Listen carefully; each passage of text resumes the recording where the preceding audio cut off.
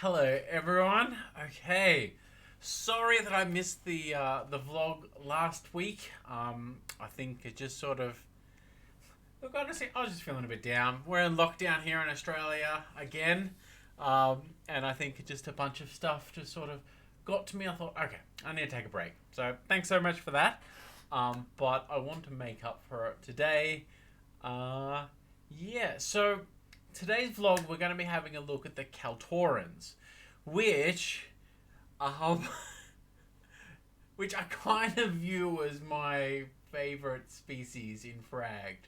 Which, as a designer, I feel like we're not supposed to have a favorite, but but the Kaltorans, I guess they are in a way because way back, like well over like oh man, maybe 13 years ago, back when I was first making Fragged as a homebrew hack system for a whole nother RPG.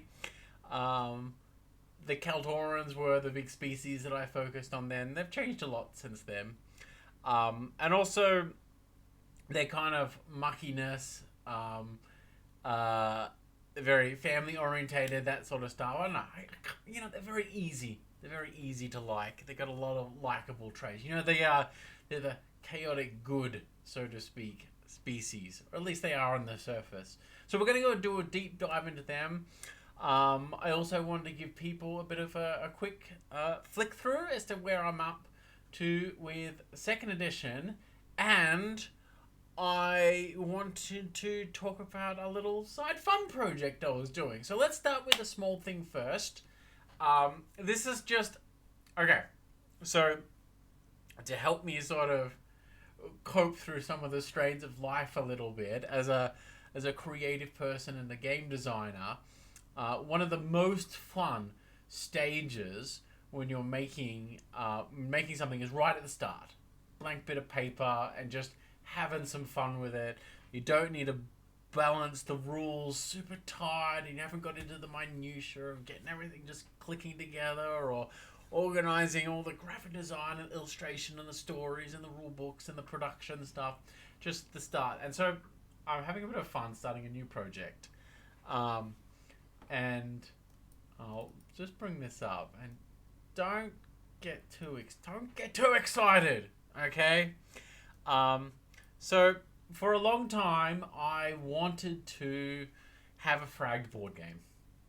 Okay, many years ago, I looked into this, and a couple of things. So, firstly, I know I can't self-publish a board game. I can't put that on top of my book self-publishing as well. And so, I was looking to team up with a designer or another publisher. Unfortunately, that didn't quite line up, partially because my favorite company closed. I miss you, Rule and Make.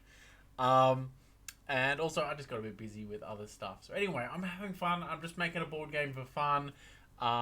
It might just turn into a fancy prototype that I just play with friends and family or subject to friends and family. Um, but you never know. You never know. Just I'm having fun with it. And so the idea is it's a 4X game. Um, and each of you have, the different frag species here. So the corporates and the Kaltorans and Nephilim and all 8 there. And then you've got some cards. And the general idea is that I, if I was a real designer, I wouldn't share this stuff until it was done. And I don't. Yeah. Anyway, the idea is, it's kind of you're putting tiles down and building out a map, and you orientate the tiles, and you can create walls and stuff like that. And then you play cards, which lets you either it's like a classic 4X stuff, explore or put new cubes down or build cubes up or putting little army men down and moving them about and stuff like that. And then you get points for doing the different parts of the 4X, okay? And so the winner is the person who does the most of those 4 things. Who gets that nice balance between fighting but also exploring and building up and exploiting and stuff like that. Yeah. And so, this may not go anywhere. I've got this sitting on my kitchen table, and hopefully I'm waiting for some cubes to arrive, and once they arrive, I'll print out some cards and, have some fun with it. I'm just having some fun with it. We'll see where it goes. Yeah. No, cool. Okay, if this, as this prototype gets fleshed out, I might share more of that online. Okay, second thing is, where's second edition at? Okay, so I'm increasingly happy with the rules. Okay, I think the rules for second ed have been largely done a long time ago, and you can playtest those by jumping on the Discord channel.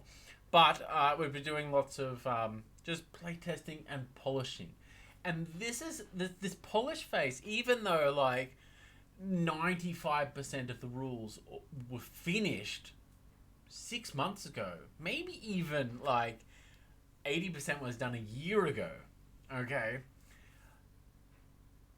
getting that really good polish on all of the traits and the equipment, and getting that nice balance between flavor and mechanical soundness, and sort of getting narratively evocative, something that's fun and for PCs and GMs, making it deep but also intuitive and easy to access. Like, the fine polish is how you get all that stuff good. It's how you take a game from, oh, that's a good game with fancy artwork, to this is a good game in all senses. Okay? And unfortunately, just sometimes it takes time. So if you really want to help with this stage, I'd really value any playtest feedback I can get. So if you are interested, jump on the Fragged Discord, and you can just have a look, okay? And tell me what you think. And if you can get some actual play in with some friends, that will help a great deal. Because this feedback, one of the best things about it is that people provide points that are like slight grating bits or rough bits or bits that just didn't quite flow to their group. I don't expect people to give me answers on how to fix things, but they draw my attention to what's not working or what is working sometimes. Even though I'm particularly interested, I want to know the rough bits, because, the bits that work are great, tell me, it gives me confidence boost, and it's nice to hear. But the rough bits are good, because then I can narrow in on that and just give it some polish, give it some sanding, and I'm continuously doing that. So anyway, second edition is a really good spot. So this is a second edition rule book, and it's all there. Like it's all looking good and working, and we've got these new little icons in here. I've done all that, and I mean this is it. It's all there. Look at all. Oh my goodness,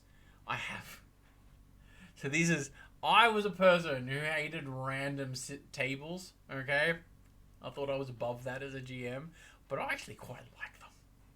I've grown to like them, and I ran a campaign where I was rolling up random star systems for an exploration game, and it was a lot of fun. This sense of like not knowing what's going to be around the corner, even for you as a GM. It also means that if something really bad happens and the players don't go, oh, you're just making this difficult, Wade, or they say, well, the dice were rolled and that's what we got. Anyway, oh yes, we've got these new little graphics for making NPCs and ships and stuff. And I've been statting out some pre-made NPCs for people, and then all the list stuff in the back there. But anyway, yeah, it's in a good spot. And the lore book also is in a very healthy spot. I'm still doing a lot of editing though. And man, this thing is so full. It's so full. Oh man, every little inch of stuff is filled with content. That's always something I want to do with Fragged. But I recently even commissioned one of my artists to like reduce the width of a picture just because I want another column of text. I want more Legion lore in this instance. Okay, and this is second edition. You can have a look at this here. A little intro, and I'm still working on this stuff. You know, timeline, the intro to the species, very classic. Fragged first edition did that. And you've seen all the maps and stuff, and placeholder art. Don't get too excited.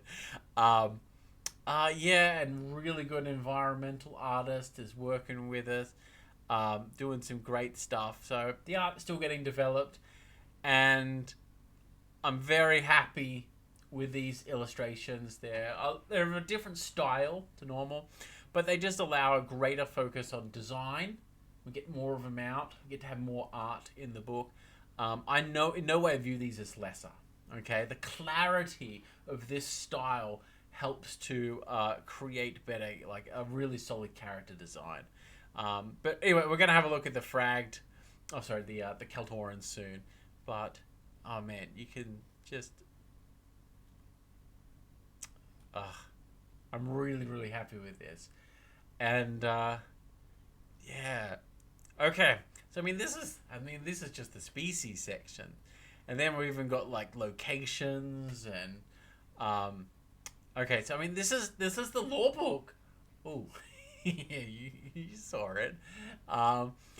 This is just the lore book, and you can see it's all written up. We're just in that polish phase, and the reason why I'm not just running a Kickstarter right now is because I want this book done by the time the Kickstarter launches. And I've also got to finish up an adventure to go with this. So I'm going to have a core lore book, core rule book, and an adventure. That's the core 3 products that I really want. And if I can get them all done, then that gives me just extra confidence to work on other things. And it just means the Kickstarter will go a lot smoother. Yeah, cool. Okay, let's jump into this. Okay, I know I've waffled on for a long time, but this is what happens when I miss a vlog. Okay, you guys get a big update at the start. Okay, let's jump into the Kaltorans.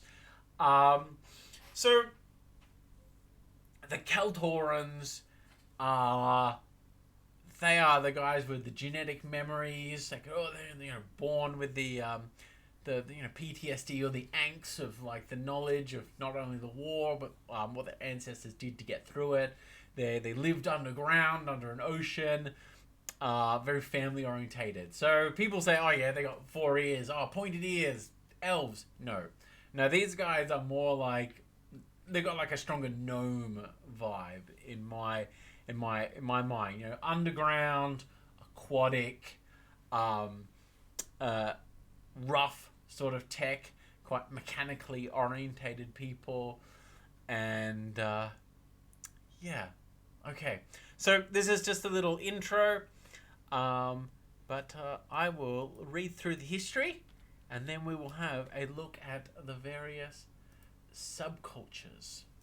Okay. So, let's do this. All 32 of Zera's family were gathered on the platform waving goodbye. She could see her mother was crying on her father's shoulder. She swallowed the lump in her throat as she boarded the ship. She was comforted that her family and ancestors would be travelling with her in her memories. Although she would miss them, there was no doubt as to the importance of her purpose. Zera wanted a fresh start for her and her future children. Kadash was a sea of bad memories, and she knew she needed better. Zera thrift, boarding the colony ship, New Hope. The Kaltorans were greatly favoured by their Archon creators, and for this they were especially hated by the Exion. The genocide of the Kaltorans during the Great War was monstrous. It has been said by some that the Kalturins suffered most during the war. All at the hands of Exion's arch-genocrat general, the Devoy Ich, who is also the current leader of the Edenbrood Nephilim. Before the Great War, the Kaltorans were an advanced and cultured people with a large nation that spanned across 16 star systems. The Archons had gifted the Kaltorans with genetic memories, allowing the skills and wisdom of each generation to pass on to the next. Kaltoran society was finely tuned and operated on a caste system, where each person was carefully trained to fulfill a specific role according to their lineage. This prosperous society produced vast amounts of resources for their Archon masters, and made them the envy of their neighbours. Betrayed by the Ursai, remnant, allies, the border worlds of the Kaltoran nation quickly fell to a combined Ursai-Nephilim assault in the first months of the war. The Ursai would, in turn, be betrayed by the Nephilim, but not before giving the Devoyage a strong foothold in the region. The Nephilim corralled the Kaltorans, many legion, and some Archons towards the Kaltoran capital system of Haven. The Kaltorans fought well during the Great War, but as their nation's systems were so finely honed, they crumbled after key components and leaders were removed. The defenders would have held fast in Haven for a decade against the Nephilim if not for the arrival of the Exion itself on the battlefield, who laid waste to all of their greatest plans and technologies to get the Archons among their number.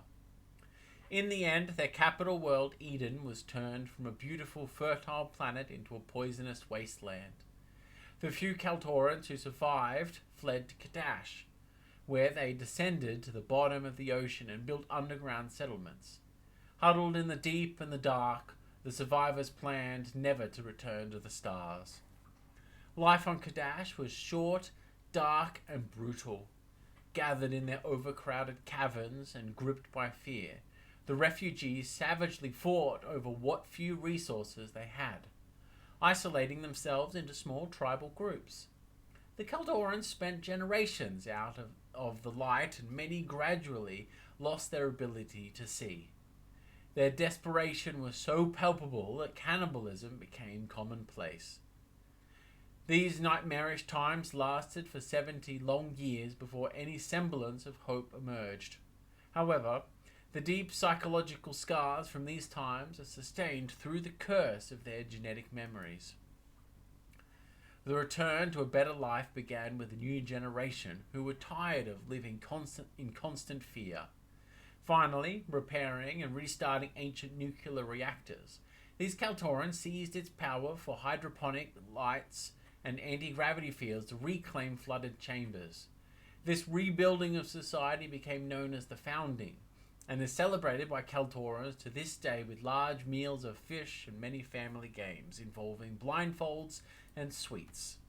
However, not all Kaltorans were ready for a new life, and many dark tribes remained in the tunnels below. This new generation was bolder than their parents, but they still feared that the Nephilim lay in wait above their planet. It was not until they began to hear corporate ship transmissions and digital advertisements that they began to rebuild their many rusted and broken spacecraft. Despite many Kaltorans having good intentions and wanting in earnest to return to space to make a better life for themselves and to give their children positive memories, many were unprepared to see Nephilim working alongside the corporation. The violent Kaltoran Embrace family were among the first to flee Kadash due to persecution, much of it justified. They, along with others, attacked the corporation and the Nephilim, and almost kick-started another war. The corporation also sought to take advantage of the Kaltorans with manipulative contracts, trade agreements, and claims to unoccupied territory. But these were quickly ignored by the Kaltorans, who simply did what they thought was right. Tensions calmed with the arrival of the Legion, whom the corporation employed as guards, and as calmer Kaltoran tribes and families emerged. Cool. Okay, so that is the Kaltoran history. So you got this idea that the Kaltorans were once really pristine, clean, super efficient people. Okay? Whereas you were born into a family with specific gifts of like maybe you're particle scientist or something like that. And then you would marry someone else who was also in a similar or complementary field, so as that you would create offspring that would continue that duty, and you ended up, this really precise society. But then when war came and you started removing cogs, this whole hyper-focused society collapsed. And now the current Kaltorans are almost the opposite of that. Like, yeah, you've still got this kind of vague idea of a mechanics family and electronics family, but there's an adaptability to them now because they had to survive. And so now they've got genetic memories passed on and a culture and a history of adaptability. Cool. Okay. Let's push forward into some of their subcultures. So to keep them, I don't want the video to drag on forever, so we'll just do sort of quickly. Okay. So these are the rascals. Okay.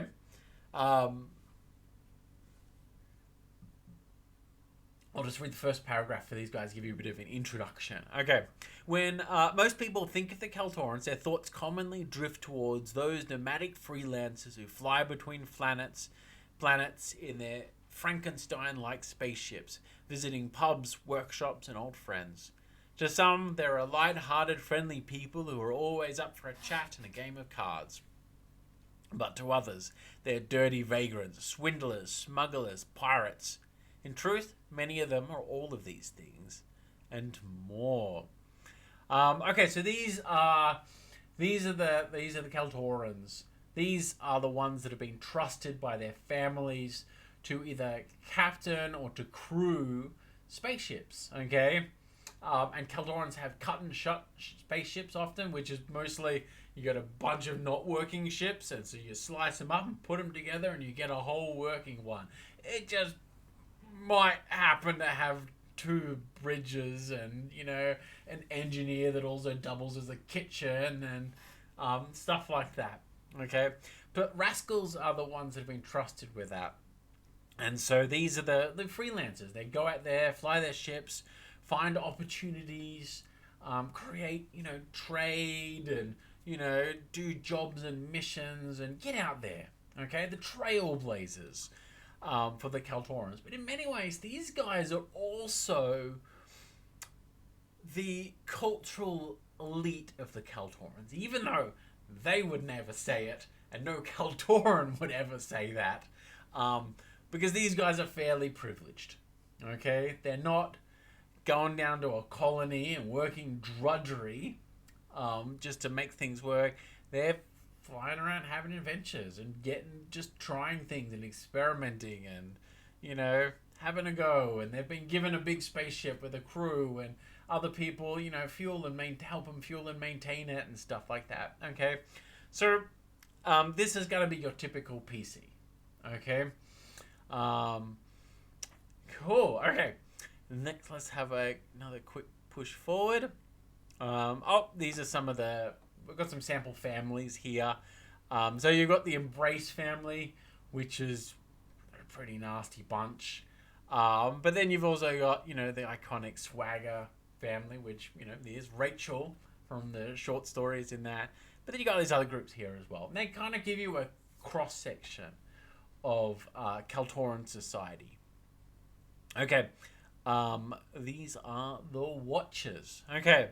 While many Kaltorans have or are working towards moving out of the overcrowded pit cities beneath the endless oceans of Kadash, some have committed themselves to making it their permanent home. These Kaltorans are affectionately known as the Watchers, for they are watching over the family homesteads, the aquaponic farms, the spaceports, the workshops, and more.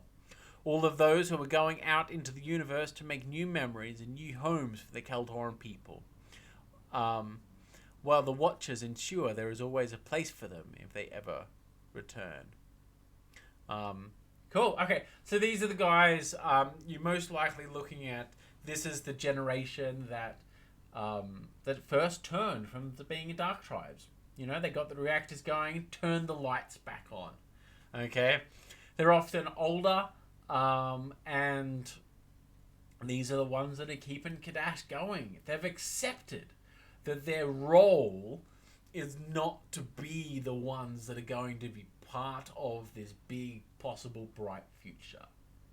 They're the ones who are going to guard Kadash, keep it going, so as that if that bright future doesn't happen, the Kaltoran people have a place to come back to.